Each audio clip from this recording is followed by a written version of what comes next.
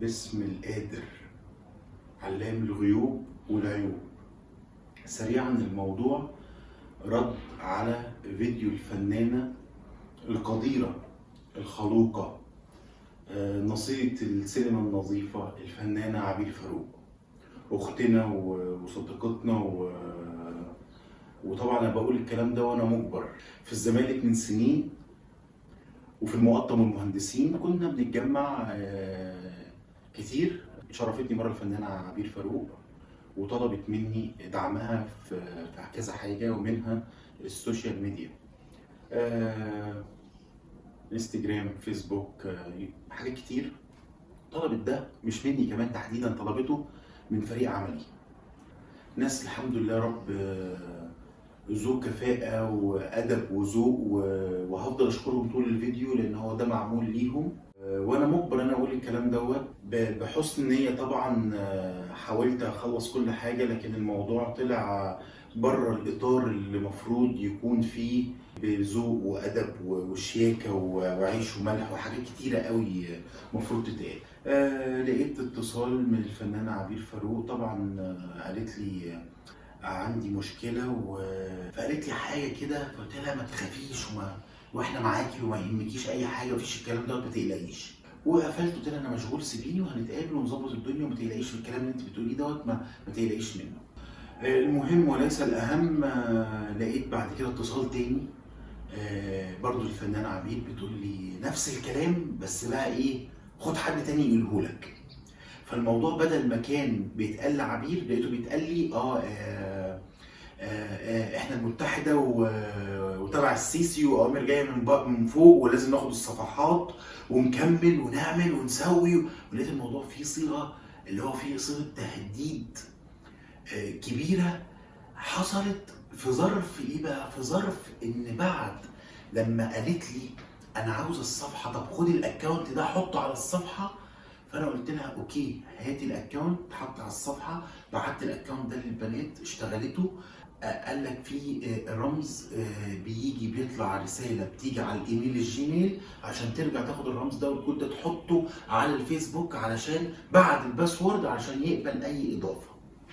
في اللحظات التاخير ديت او الشويتين دول، تمام، طلع حاجات كتيره قوي ما كنتش متخيلها خالص من عبير. اللي هو انتوا ليه على صفحتي؟ انتوا بتعملوا ايه على صفحتي؟ انتوا ايه اللي دخلكم على صفحتي؟ الصفحه والسوشيال اللي احنا عاملينها ليها اصلا، وكنا عاملين حاجات كتير قوي منها الانستجرام، وجينا بعد كده فصلته. يعني هي جت قالت لي انا عاوزه اكون لوحدي على الانستجرام، تكبرته والدنيا تمام وكل حاجه، انا عاوزه ايه، اكون لوحدي، اتفضلي الانستجرام اهو. وفضل الفيسبوك هم بيردوا عليه، وطبعا هفضل هشكر ساره وهنا ومحمد عيسى ومحمد نجم وناس كتيره قوي، واستاذه رحاب واستاذه عبير واستاذه داليا ودكتور سمير ودكتوره رشا، كل شركائي وكل اخواتي وكل فريق عملي، انا بشكركم على دعمي ودعم الفنانين ودعم الناس المبدعين اللي حواليا بدون كلل او ملل. فالمهم لقيت شخص بيكلمني بطريقه متعجرفه جدا. وطبعا انا قلت لها سيبك يا عبير، السيسي مش فاضيلك، ولا حتى المتحده فاضيه ان هي تلم اكونتات الفنانين. الجو ما كانش حلو وما كانش، وكنت هاخد اجراء قانوني. لدرجه ان انا اختي وشريكتي معايا كانت معايا موجوده في نفس اللحظه، وكنا بنعمل حاجه مع شخصيات مهمه. فبعد ما قفلت المكالمه فبتقول لي مين ديت؟ فبقول لها دي عبير فاروق. قالت لي عبير فاروق بتاعتنا؟ قلت لها عبير فاروق بتاعتنا. قالت لي عبير فاروق بقى مسرح محمد الصبحي؟ قلت لها ايوه عبير فاروق. قالت لي عبير فاروق ام يوسف؟ قلت لها. قالت لي استحاله. قلت لها تخيلي لما الاقي ان موقف زي كده يطلع من فنانه زيها. قالت لي استحاله. ام يوسف اختي قالت لي استحاله يطلع منك يا ام يوسف. المهم انا فضلت اهدى، هديت خالص وقلت خلاص اهدى وهدوني والدنيا تمام، قلت خلص كل شغلنا ومشاورنا.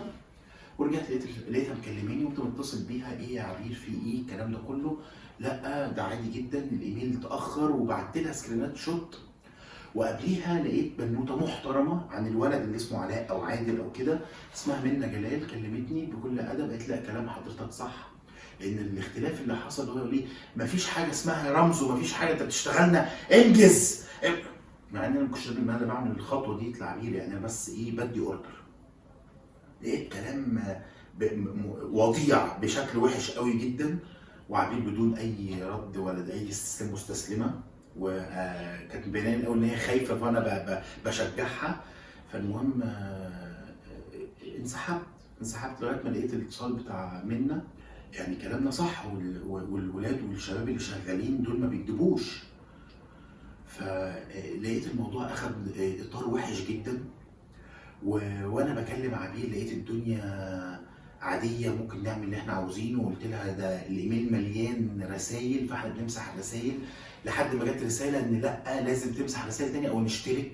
قالت لي ايوه عادي على الايميل، ممكن ندفع 14 جنيه في اليوم ولا في الشهر. قلت لها ولا يهمك عادي ندفعهم، ورساله هتيجي ونحط لك الاكونت دوت، وتعالي يا عبير نتقابل والدنيا تبقى تمام ومفيش اي مشكله وخلاص. واللي هو ايه ده، تتصل بيا وانا هديت. في نفس اللحظه اللي هي عبير بتكلمني فيها الاقيها عامله فيديو بتقول على صفحتها اللي احنا بنساعدها فيها واللي احنا عاملينها مكريتينها من الاول ودافعين فلوسها، وكانت اول فلوس ليها 500 جنيه مني و500 جنيه من رأفت الابيض الله يمسيه بالخير، وابتدى فريق العمل يشتغل وكذا حد دخل على الصفحه والهيستوري بتاع الصفحه موجود وهنطلعه، وكل اللي انا بقوله ده ليه اثباتات ومكالمات المكتب موجوده، لان كانت عبير بتتصل على تليفون المكتب وبالصدفه كان موجود معايا مش على تليفوني. فطبيعي جدا الاقي حد يقول لنا شكرا، ومن لا يشكر الناس لا يشكر الله. مش انتوا بتعملوا ايه على صفحتي، انتوا ايه اللي مدخلكم على صفحتي؟ ما احنا طبيعي لازم نكون احنا اللي مكريتين لك الصفحه بتاعتك، احنا اللي عاملين دوت، وبنعمل ده فنانين كتير جدا بكل حب وبكل ذوق وبكل ادب.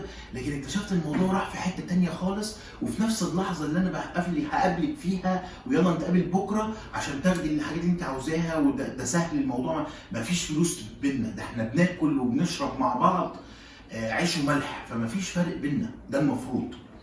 لقيت في نفس اللحظه ديت منزله فيديو على الصفحه الرسميه بتاعتها، وبتقول انا ليا صفحه رسميه تانية عشان صفحتي الرسميه الاولانيه حصل فيها عمليه احتيال ولا نصب حاجه زي كده.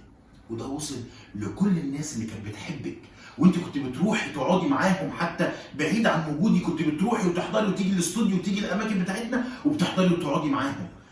البنات الكويسه والشباب الجدعه اللي وقفت وعملت ده بحب، وكان انت ما بتدفعيش ليهم حاجه ولا بتعملي ليهم اي حاجه، فلازم كنت تشكريهم بدل ما تطلعي تقولي كده، واصلا الصفحه دي موجوده بتاعتك وانت بتنشري عليها. فاحنا قررنا، ومش انا والله، انا كان مجبر غصب عني، لان انا عندي اخوات كبار شركاء ليا، وبعتبر حتى ولادي دول اللي هم من فريق عملي برضه شركاء معايا في الحياه.